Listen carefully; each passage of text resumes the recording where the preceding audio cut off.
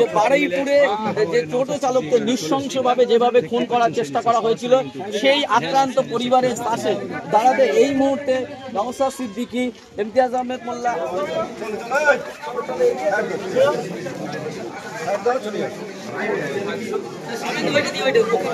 আমি খুশি যে তিনি বেঁচে আছেন, কিন্তু বিগত কয়েক মাস ধরে এটা বাড়ছে। শুধু বারুইপুরের ঘটনা নয়, মুর্শিদাবাদে দেখেছেন অভিযোগ বিএসএফ এবং পুলিশ সহযোগিতা করেছে এই ঘটনায়। পশ্চিমবঙ্গে দাঙ্গা হবে এটা আমরা কখনো ভাবিনি। যখন সারা ভারতবর্ষ উত্তাল বাবরি মসজিদ ধ্বংস নিয়ে, সেদিনও পশ্চিমবঙ্গে কোথাও দাঙ্গা হয়নি। তাহলে দাঙ্গা কেন হচ্ছে তার কারণটা খুঁজে বার করতে হবে, এইটা খুব গুরুত্বপূর্ণ। আমরা আজকে মিছিলে হাঁটছি, আমরা শান্তি মিছিল বলছি, আমরা ভালোবাসার কথা বলছি, প্রেমের কথা বলছি, ভ্রাতৃত্ববোধের কথা বলছি, কিন্তু তা উপলব্ধি করতে পারছি কি? দুই, আইন শৃঙ্খলা রক্ষার দায়িত্বে যারা আছেন তারা কেন ব্যর্থ হচ্ছেন?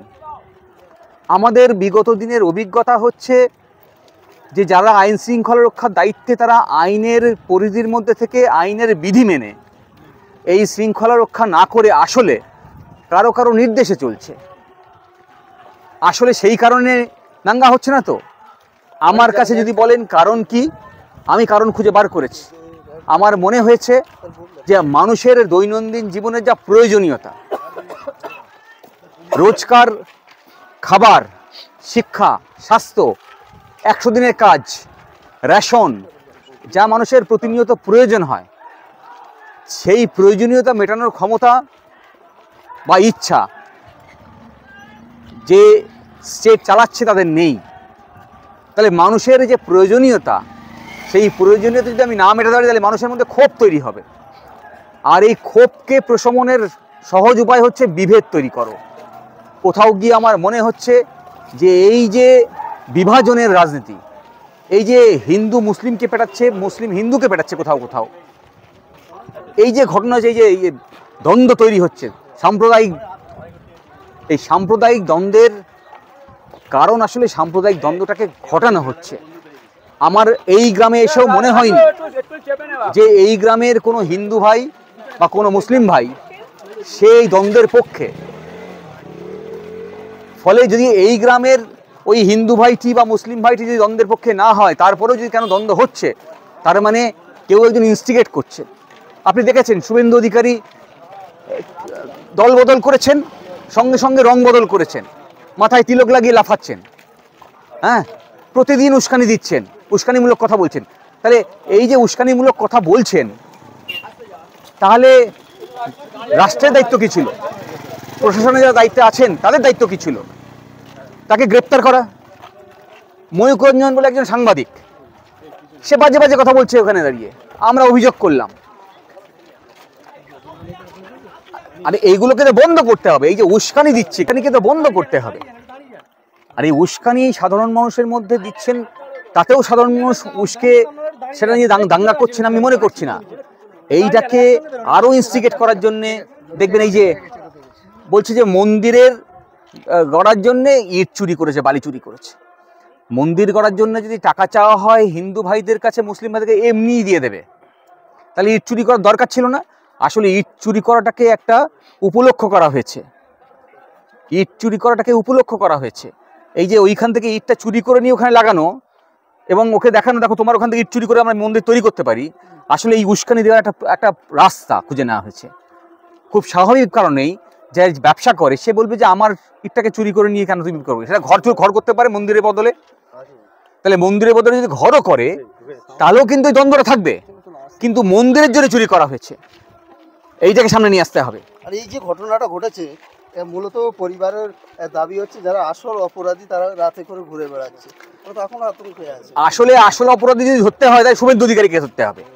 যদি আসল অপরাধীকে ধরতে হয় তাহলে আরএসএস লিডারগুলোকে ধরতে হবে। পারবেন এনারা? পারবেন না। কোথাও গিয়ে তো পেছনে রফা আছে। এই আরএসএস এর নির্দেশেই চলছে বাকি রাষ্ট্র ব্যবস্থাটা। সে যেই ক্ষমতায় থাকুক, আসলে চালাচ্ছে আরএসএস। তাই আরএসএসকে ভাবতে হবে তারা কাদের দ্বারা ইনস্টিগেশনটা করছে, এই প্ররোচনাটা করছে ওদের নির্দিষ্ট লোক থাকে। দেখবেন আপনার গ্রামের মধ্যে একটা অচানা লোক ঢুকে যাচ্ছে, সেই লোকটিকে দিয়ে মন্দিরে একটা গরুর মাংস ফেলে দিয়ে আসতে পারে কদিন পর। হ্যাঁ, এখন যে পুজো করে সাধারণ ঘরের একজন হিন্দু ভাই বোন, তার ঠাকুরের সামনে যদি গরুর মাংস সে দেখতে পায়, তাই তার তো মনে কষ্ট হবে, আর তখন তার মধ্যে একটা উদ্বেগ তৈরি হবে, সে রিয়াক্ট করবে, দ্বন্দ্ব তৈরি হবে। একই রকমভাবে মুসলিম ভাইয়ের মসজিদে যদি কোনো নোংরা জিনিস ফেলে আসে, সেটা পবিত্র জায়গায় নামাজ পড়ে, সেখানে যে সে নোংরা দেখে, তাহলে দেখুন একই রকমভাবে দ্বন্দ্ব তৈরি হবে। আসলে এইগুলো করানোর জন্যে একটা ব্যবস্থাপনা তৈরি করা হয়েছে, কিছু লোককে সেট করা হয়েছে। সাধারণ মানুষ যে গ্রাম দিয়ে আমরা হাঁটছি, আমি মনে করি না এই গ্রামের কোনো হিন্দু ভাই কোনো মুসলিম ভাই এই বিভাজনের পক্ষে। ফলে আমরা মিছিল করছি শান্তির বার্তা দেওয়ার জন্য, নিশ্চয় দিতে হবে, কিন্তু আমি চাইবো যে এই হাঁটতে হাঁটতে যদি হিন্দু ভাই মুসলিম ভাই একসঙ্গে সম্পৃক্ত হয়ে যায়, তাহলে এই মিছিল সফল হবে। ভারতবর্ষ হিন্দু মুসলিম জৈন খ্রিস্টান এটা একটা সংস্কৃতি, এই সংস্কৃতিকে বাঁচিয়ে রাখার দায়িত্ব রাজনীতিবিদদের। সেই জায়গায় আমরা দেখতে পাচ্ছি এক শ্রেণীর রসাদি রাজনীতিবিদ এই সংস্কৃতিকে নষ্ট করছে। দেখুন, যখন দেশ ভাগ হয়েছিল, একটা দেশ ভাগ হয়েছিল ধর্মের ভিত্তিতে, আর একটা দেশ স্থির হয়েছিল যেখানে বহুত্ববাদকে মেনে নেওয়া হবে, যেখানে সমস্ত ধর্ম ভাষা তার লোক থাকবে।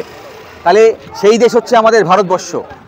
আর আমরা এখানে মুখে স্লোগান দেব, বলবো রবীন্দ্রনাথ নজরুলের দেশ, আর আসলে ক্ষমতাকে ব্যবহার করব অন্য পথে বিপথে, তাহলে কিন্তু কখনোই এই সমস্যার সমাধান হবে না।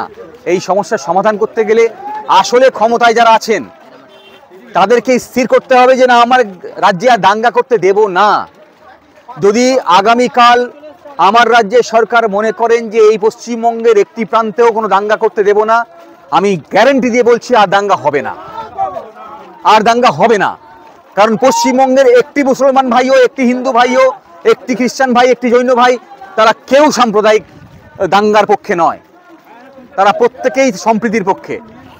আপনার মনে হচ্ছে এখানে তো আমাদের প্রচুর মহিলারা এসেছেন যারা অন্য সম্প্রদায়ের, মনে হয়েছে তারা মুসলিম ভাইদের বিরুদ্ধে, একেবারেই না, কেউ নয়। এই যে দুপাশে এত মহিলারা দাঁড়িয়ে আছেন, এরা সবাই সম্প্রীতির পক্ষে, তাহলে দাঙ্গা কেন হচ্ছে?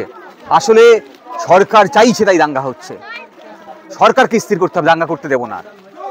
সরকার যেই স্থির করবে, পশ্চিমবঙ্গে আমি গ্যারান্টি দিয়ে বলছি, আপনাদের সমস্ত ভিডিওর মাধ্যমে এই বার্তা সমস্ত মানুষের পৌঁছাতে চাই যে আপনারা সচেতন থাকবেন।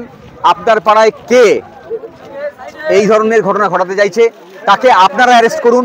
আইনে সাধারণ মানুষেরও অ্যারেস্ট করার অধিকার আছে পুলিশের মতো। কোনো সাধারণ মানুষ যদি দেখেন যে তার সামনে কোনো অপরাধী ঘুরছে, পুলিশ নেই, তার অধিকার আছে তাকে অ্যারেস্ট করার। আমি অ্যারেস্ট কথাটা কোট আনকোট ব্যবহার করছি। সাধারণ মানুষের অধিকার আছে অপরাধীকে অ্যারেস্ট করার, তাহলে অ্যারেস্ট করে পুলিশ হাতে তুলে দেবেন।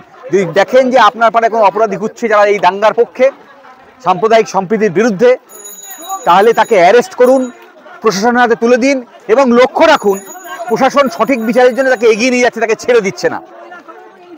ফলে এই দায়িত্ব যখন প্রশাসন নিতে পারছে না, সাধারণ নাগরিককে নিতে হবে আমাদের এই সম্প্রীতি বজায় রাখার জন্য।